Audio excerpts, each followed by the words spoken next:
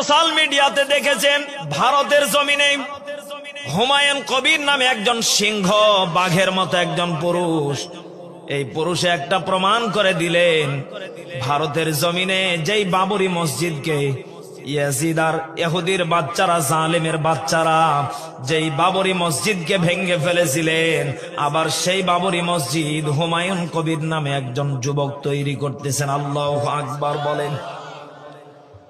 মান বানা লিল্লাহি মাসজিদান বানাল্লাহু লাহু বাইতান ফিল জান্নাহ।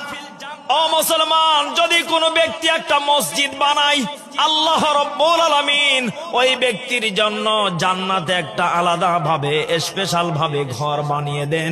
চিৎকার মেরে বলেন সুবহানাল্লাহ। একটু হুমায়ুন কবির ভাইয়ের দিকে তাকিয়ে দেখেন, হাজার হাজার পুলিশ পাহারা দিচ্ছে, প্রশাসনের লোকেরা পাহারা দিচ্ছে যেন এখানে কোনো গন্ডগোল না হয়, ঝামেলা না হয়।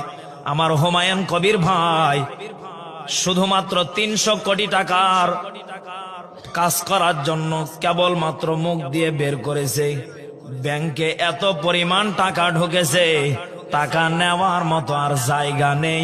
একটু জোরে সরে বলেন আল্লাহু আকবার। আপনারা হয়তো ফেসবুকে দেখেছেন, ঢুকলেই দেখা